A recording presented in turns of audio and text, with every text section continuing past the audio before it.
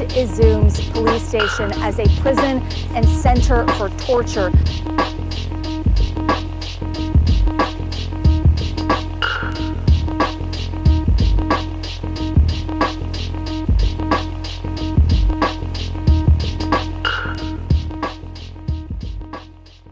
I'm in the corridor of what appears to be a typical Iraqi home, but things are not as they appear. The U.S. military tells us that this is a former Ba'ath Party headquarters, and behind these doors, they believe, was a torture chamber. The chamber is made of concrete. It's not more than 700 square feet in size, and there's very little natural light. Walking in here made me think of a medieval dungeon. Dark, dirty, hidden, and as I would learn, potentially deadly. You're basically treated like an animal if you're in here, at the very least.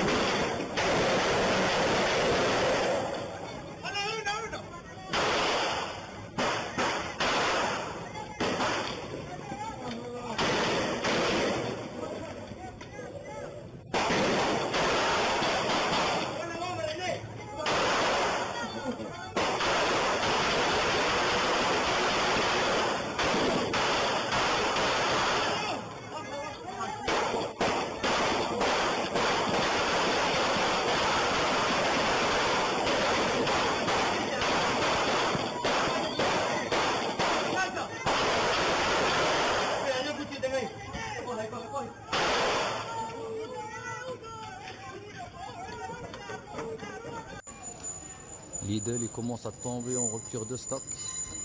Plus de marchandises grâce à la grève. Continuez les gars comme ça, vous allez bientôt atteindre votre objectif.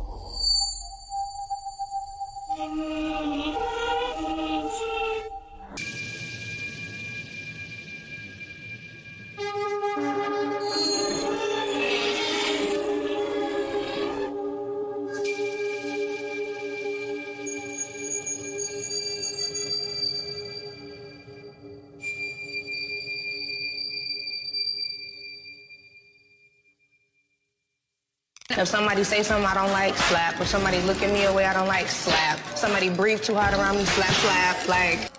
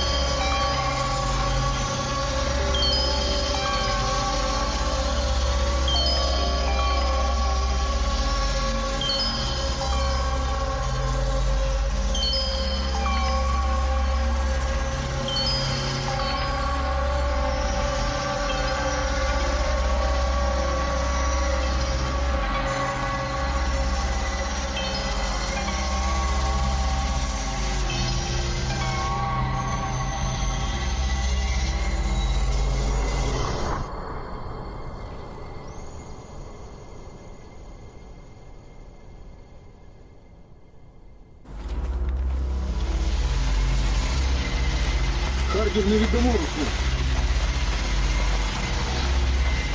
У нас які війни, французи, блядь.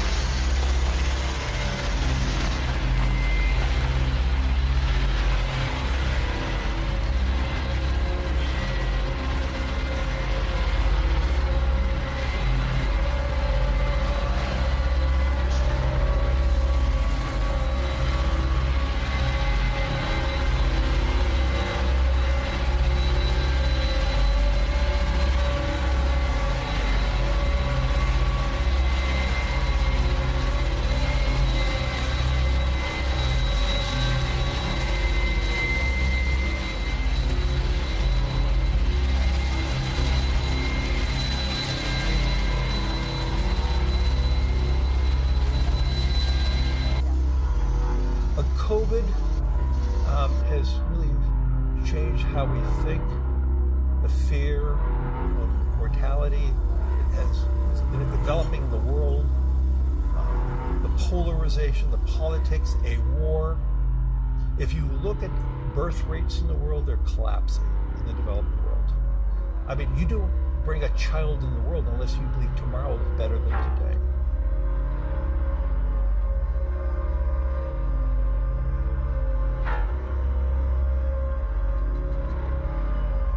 We're losing hope, and the polarization of politics, which media source do I even believe in?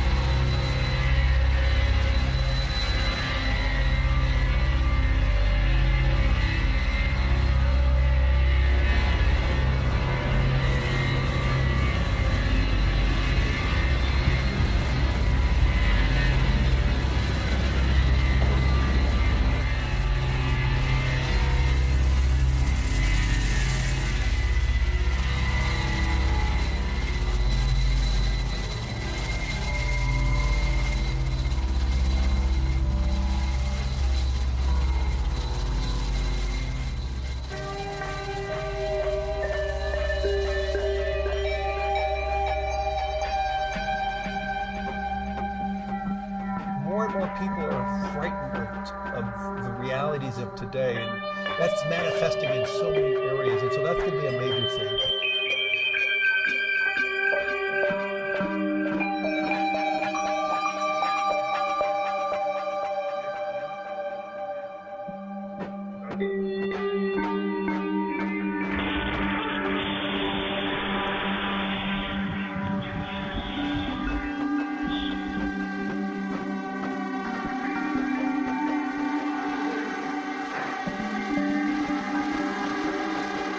NYPD making 2 more arrests, illegal immigrants, and that attack on officers. Those suspects also allegedly stole an officer's cell phone.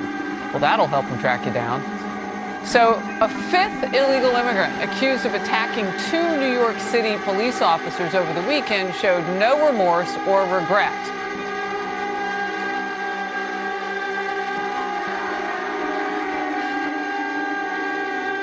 Why is it that I have to work 40 hours a week just so I can have a place to live?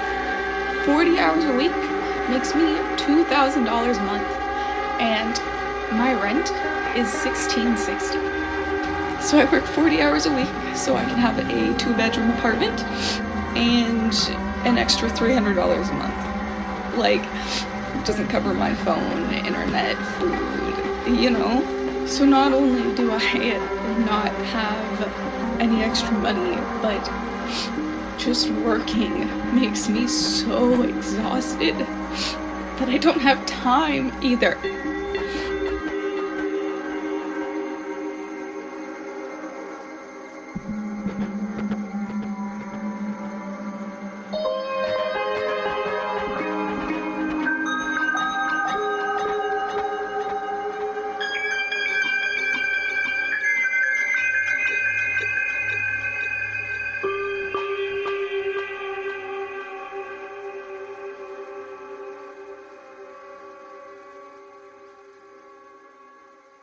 From banks to Target and other retailers, security breaches are a big problem, and now you can add Xboxes to the list. And you can thank a San Diego 5-year-old for uncovering a hidden vulnerability. Christopher Von Hassel's parents noticed he was logging into his father's Xbox Live account and playing games he wasn't supposed to. I got nervous. He was gonna find out. Yeah, Christopher showed Dad when he typed in a bad word. It clicked to a password verification screen. Then by typing in space keys, then hitting enter, he found a backdoor in. Well, they reported the bug to Microsoft. Microsoft has since come up with a fix, even acknowledging Christopher on their website. And when Christopher read it, he had this reaction. I'm gonna be famous. Yeah, famous indeed. Christopher's dad, by the way, works in computer security and says he is one proud papa.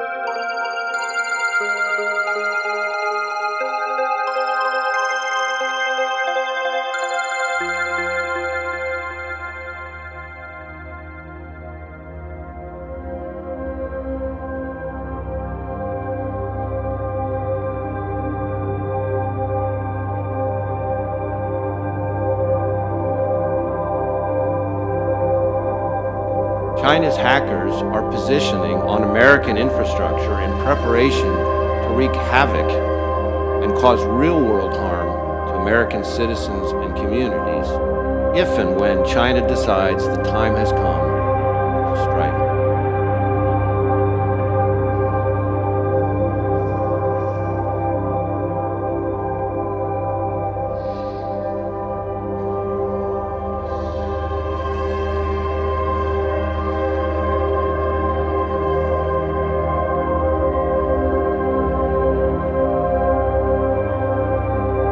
That circle represents all of the wildlife that was on the planet when I was born, just 64 years ago.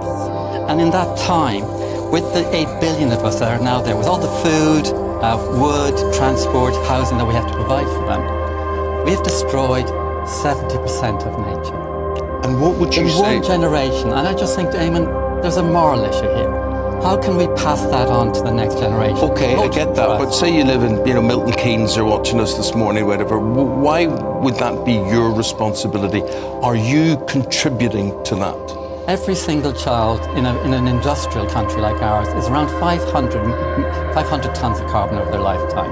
That's equivalent of 1,000 years of electricity for a household. So each child has an impact. And what we're saying is, 1 is great, 2 is plenty, and 3 is selfish.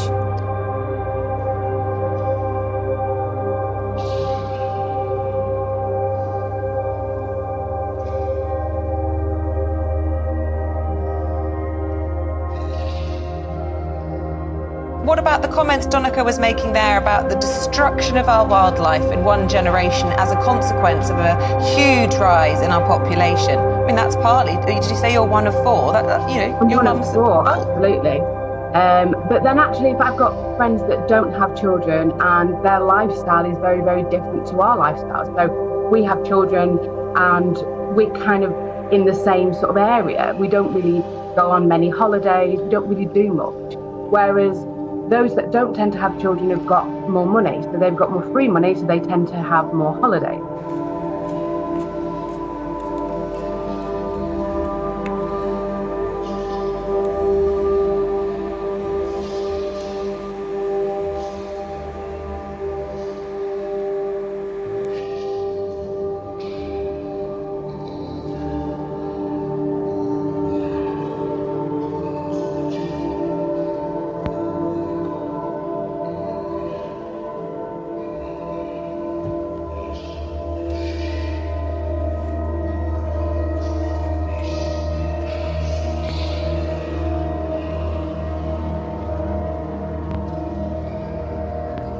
People say to me, why don't you explain to the Jews in the United States what is exactly behind your thinking? I explain.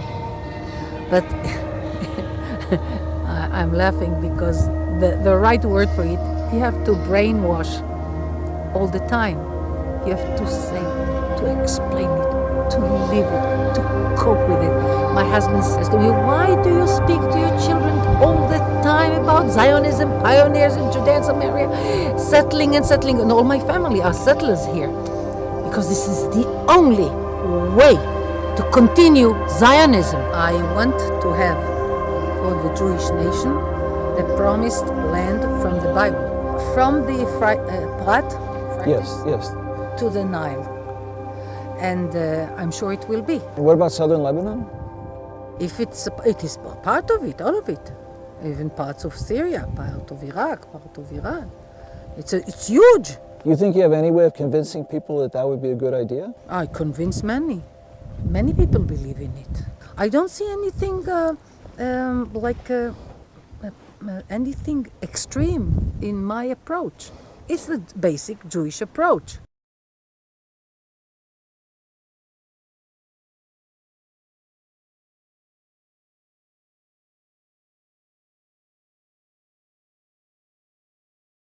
Bull's victims can't be heard because the metal acts as a sound barrier. Sound waves can't travel through material as dense as metal. However, if the fire superheats the air inside the brazen bull, a victim might struggle to reach the tube built inside the bull's head. The victim could siphon fresh air out of the tube and then exhale while screaming. I would imagine inside the bronze bull, if there was only one spot for him to breathe in, as he's screaming back out again, it must have sounded something like this. Ancient texts describe how the tyrant Phalaris wanted to test the bull's musical properties. So he commanded the artist who built the bull to climb inside and scream like someone being burned. But in a moment of fiendish trickery, the tyrant locked the trapdoor and lit the fire beneath. The machine worked as promised. The artist was the brazen bull's first victim. Haunting acoustics aside, the brazen bull's metallurgical properties make it a mechanical horror. The ancient Greeks were skilled metal workers. They could certainly craft a realistic piece of this size. Bronze is a relatively low temperature metal. It would melt at about 1800 degrees. It's an alloy of copper and tin. For something close to 1,000 pounds, which is what a full-scale bull would weigh, they probably would have made it out of sheet metal like this, and this is sheet bronze right here. If the fire maybe reached 5 to 1,000 degrees, it's not going to melt the bronze, but it would soften it. The brazen bull is basically going to be conduction heat, which is ultimately what's going to kill the condemned. When you have that flame that's going to be underneath, it will actually heat out in a cylindrical pattern, depending on the mass, all the way through the entire thing. So depending on how big the flame is, this whole thing will uniformly heat. To understand just how quickly heat transfers through bronze and into flesh, blacksmith Tony Swatman has devised a simple experiment. Build a bowl from bronze and sear chicken meat. This is relatively light metal, but anyone inside of this would not be able to get out of it. Bronze work hardens to almost the degree of the steel once you hammer it. So now we're ready to cook. The chicken meat simulates human flesh. It will help visualize how quickly heat transfers into a person when in direct contact with bronze. You're probably going to be getting at least 800 degrees on the inside of this. You can see the heat developing here. This will get to a red heat. And see how it's getting red right there? So that area is red from the contact with the flame underneath it. And the chicken underneath here is still burning. So you can see it's just like cooking in a regular frying pan.